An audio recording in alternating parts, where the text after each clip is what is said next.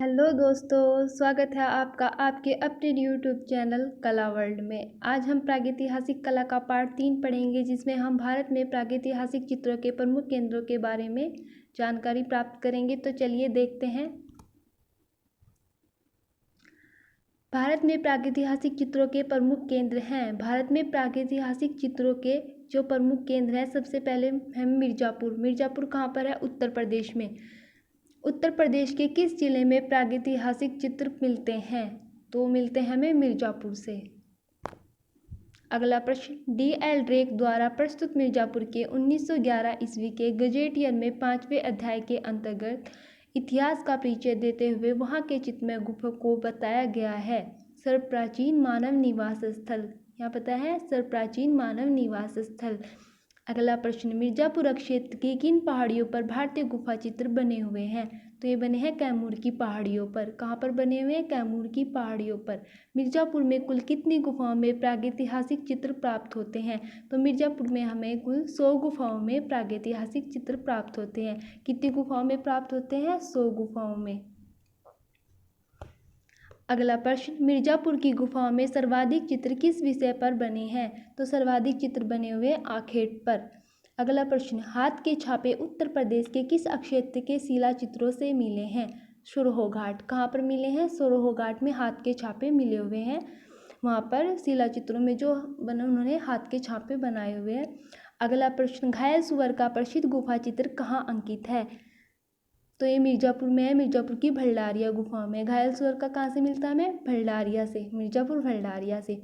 अगला प्रश्न, किसने अपनी प्रसिद्ध पुस्तक प्री हिस्टोरिक पेंटिंग में मिर्ज़ापुर के घायल सुअर को अंतर्राष्ट्रीय प्रतिष्ठा दिलाई है? A.H. ब्रॉड्रिक। किसने दिलाई है? A.H. ब्रॉड्रिक ने। प्रागैतिहासिक चित्रों से संबंधित महत्वपूर्ण पुस्तकें व लेखक, तो ये पुस्तकें हैं और ये इनके लेखक हैं। अब इनको देखो। भारतीय प्रागैतिहासिक चित्रकला किसने लिखी है? डॉक्टर जगदीश गुप्त ने। और कब लिखी थी? 1967 में। कब लिखी थी? 1967 में डॉक्टर जगदीश गुप्त ने भारतीय प्रागैतिहासिक चित्रकला लिखी थी। अगली पुस्तक, rock paintings of Mahadev hills, ये लिखी है D.H. गार्डन ने। किसने लिखी है?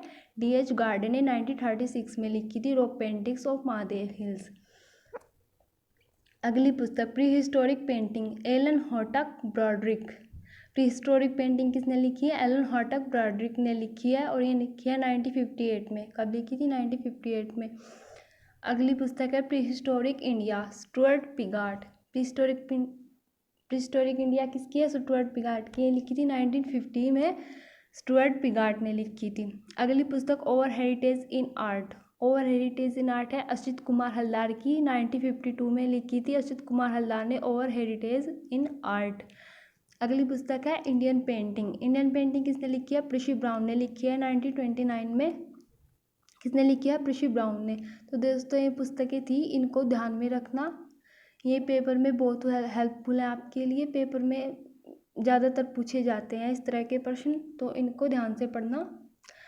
अगला प्रश्न है, मिर्ज़ापुर से प्राप्त चित्र किस काल के हैं? तो ये हैं उत्तर पाषाण काल के। किस काल के हैं? उत्तर पाषाण काल के।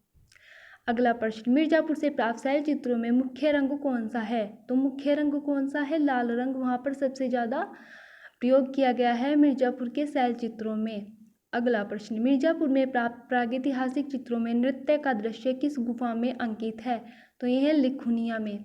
कहाँ पर अंकित है नृत्य का दृश्य? लिखुनिया में, मिर्ज़ापुर में। अगला प्रश्न, मिर्ज़ापुर का प्रसिद्ध पिकनिक स्पॉट विडम जाना जाता है प्रागैतिहासिक चित्रों के लिए। किस लिए जाना जाता है? प्रागैतिहासिक चित्रों के लिए। अगला प्रश्न, घोड़मगर नामक प्रागैतिहासिक स्थल किन पहाड़ियों पर स्थित है? तो यह है मिर्ज़ापुर में। घोड़मगर कहाँ पर है? मिर्ज़ापुर में। और घोड़मगर से हमें गैंडे का आखेट भी प्राप्त होता है, गैंडे के आखेट का चित्र, तो उसको ध्यान में रखना। अगला है सिंघनपुर। अब है सिंघनपुर के चित्र। सिंघनपुर चित्रों की खोज किसने और कब की थी? तो W. एंडरसन ने 1910 ईस्वी में की थी। कब की थी? 1910 में। सिंघनपुर स्थित है, सिंघनपुर जो है मध्य प्रदेश में है, छत्तीसगढ़ के रायगढ़ रियासत के माण नदी के तट पर पूर्व में मध्य प्रदेश में स्थित। अगला प्रश्न, कंगारू के चित्र प्राप्त होते हैं सिंघनपुर गुफा से। कंगारू के चित्र हमें कहाँ से प्राप्त होते हैं? सिंघनपुर गुफा से। अगला प्रश्न, संगली सांड को पकड़ते तथा बर्छी से छेदते हुए आखेटकों का मनोहारी दृश्य कहाँ अंकित है? तो ये सिंघनपुर में है। कहाँ पर है? सिंघनपुर में। अगला प्रश्न, एक घायल भैंसा तीरों से बिंधा हुआ दम तोड़ते हुए कहाँ चित्रित किया गया है, जिसके चारों ओर भाले लिए शिकारियों का दल है? तो ये भी हमें सिंघनपुर से मिला हुआ है। एक घायल भैंसा कहाँ से मिला है? सिंघनपुर से। अगला प्रश्न, अक्षेपांकन विधि पद्धति के चित्र सर्वाधिक कहाँ अंकित किए गए हैं? तो ये है सिंघनपुर में। कहाँ पर है? सिंघनपुर में। पंचमढ़ी, पंचमढ़ी गुफा किस प्रदेश में है? तो पंचमढ़ी है मध्य प्रदेश में। और ये चित्र है जो शहद एकत्रित करते हुए चित्र है। ये आदिमानव शहद एकत्रित करते हुए। अगला प्रश्न, पंचमढ़ी की खोज किसने की थी? पंचमढ़ी की खोज सर्वप्रथम डॉक्टर जी.आर. हंटर ने 1932 ईस्वी में, तत्पश्चात डी.एच. गार्डन ने 1936 ईस्वी में की थी। पहले तो करी थी जी.आर. हंटर ने 1932 में, उसके बाद डी.एच. गार्डन ने की थी 1936 ईस्वी में। अगर ऑप्शन में ये दोनों हो तो आप पहले वाला लगा देना, अगर दूसरा हो तो दूसरे वाला लगा देना। स्पेन की अल्तामिरा के समकक्ष कहाँ के शिला चित्र हैं? तो हैं पंचमढ़ी के। कहाँ के चित्र हैं? पंचमढ़ी के। अगला प्रश्न, घरेलू तथा सामाजिक जीवन से संबंधित चित्र जैसे आखेट के लिए प्रस्थान करते, शहद एकत्रित करते, घुड़सवार योद्धा, वाद्य यंत्रों को बजाते वादक, शस्त्रधारी सैनिक इत्यादि को कहाँ अंकित किया गया? तो यह किया गया पंचमढ़ी में। शस्त्र युद्ध दृश्यों के चित्र मिलते हैं पंचमढ़ी से। अगला प्रश्न, सबसे अधिक धनुर्धरों का चित्रण कहाँ मिलता है? तो ये हमें पंचमढ़ी से मिलता है। पंचमढ़ी के चित्र ज़्यादातर किस रंग से बनाए गए हैं? पंचमढ़ी के जो चित्र हैं अधिकतर सफ़ेद रंग से बनाए गए हैं। मिर्ज़ापुर के किस से बनाए गए थे? लाल से। और पंचमढ़ी के सफ़ेद से बनाए गए हैं ज़्यादातर चित्र। अगला प्रश्न, the rock paintings of Mahadev hills किसकी पुस्तक है? तो ये है डी.एच. गार्डन की। अगला प्रश्न, पंचमढ़ी में प्रागैतिहासिक चित्रों को कहा जाता था पुत्री। क्या कहा जाता था? पुत्री। अगला प्रश्न, सितार वादक तथा गंधर्व मुख्य देवता के चित्र कहाँ से प्राप्त होते हैं? पंचमढ़ी के लश्करिया खो से। कहाँ से प्राप्त होते हैं? पंचमढ़ी के लश्करिया खो से। अगला है होशंगाबाद। अब होशंगाबाद के चित्रों की खोज किसने और कब की थी? तो होशंगाबाद के चित्रों की खोज मनोरंजन घोष ने 1922 ईस्वी में की थी। कब की थी? 1922 ईस्वी में। और किसने की थी? मनोरंजन घोष ने। होशंगाबाद किस नदी के तट पर स्थित है? तो होशंगाबाद जो है वो नर्मदा नदी के तट पर स्थित है। अगला प्रश्न, होशंगाबाद किस प्रदेश में स्थित है? तो होशंगाबाद है मध्य प्रदेश में स्थित। कहाँ पर है? मध्य प्रदेश में। होशंगाबाद क्षेत्र की आदमगढ़ पहाड़ी में चित्र हैं प्रागैतिहासिक काल के। अब ये है प्रागैतिहासिक शिला चित्रों के महत्वपूर्ण केंद्र, इनको ध्यान से पढ़ना। जो प्रागैतिहासिक केंद्र खोज करता है इनके, और इनके खोज किस वर्ष हुई थी ये है, तो ध्यान से देखना इनको। मिर्ज़ापुर क्षेत्र कैमूर की पहाड़ियाँ किसने की थी? कार्लाइल ने। और कब की थी? 1880 ईस्वी में। कब की थी? 1880 ईस्वी में। दूसरा है बेलारी। बेलारी की खोज किसने की थी? एफ फासेट ने। कब की थी? 1892 ईस्वी में। कब की थी? 1892 में। तीसरा है सिंघनपुर। सिंघनपुर की खोज C.W. एंडरसन ने की थी 1910 ईस्वी में। कब की थी? 1910 में। पंचमढ़ी। पंचमढ़ी की खोज डी.एच. गार्डन ने की थी 1936 ईस्वी में। कब की थी? 1936 में डी.एच. गार्डन ने। भीमबेटका। भीमबेटका की खोज V.S. वाकाणकर ने की थी। कब की थी? 1958 ईस्वी में। कब की थी? 1958 ईस्वी में। होशंगाबाद। होशंगाबाद की खोज मनोरंजन घोष ने 1922 ईस्वी में की थी। किसने? मनोरंजन घोष ने 1922 ईस्वी में। बांदा की खोज C.A. सिल्वर रोड ने की थी 1907 ईस्वी में। किसने की थी? सिल्वर रोड ने 1907 ईस्वी में। अगला प्रश्न है, जिराफ समूह किस गुफा से में चित्रित मिलता है? तो गुफा जो है वो होशंगाबाद में है। जिराफ समूह कहाँ में मिलता है? होशंगाबाद के शिलाचित्र में जिराफ समूह मिलता है। अगला प्रश्न, होशंगाबाद क्षेत्र की आदमगढ़ पहाड़ियों में दोहरी रेखाओं में जो महामहिष की आकृति अंकित है उसकी माप क्या है? तो उसकी माप है 10 फीट लंबी है तथा 6 फीट चौड़ी है। होशंगाबाद क्षेत्र की आदमगढ़ पहाड़ियों में जो हमें महामहिष की आकृति मिली है वो 10 फीट लंबी है तथा 6 फीट चौड़ी है। अगला प्रश्न, होशंगाबाद में कुल कितनी शिलाश्रों से प्रागैतिहासिक चित्र प्राप्त होते हैं? तो होते हैं हमें 1 दर्जन से। कितने से होते हैं? 1 दर्जन से। अगला प्रश्न, गहरी लाल रेखाओं में एक विचित्र मानव आकृति के नीचे मयूर का अंकन कहाँ हुआ है?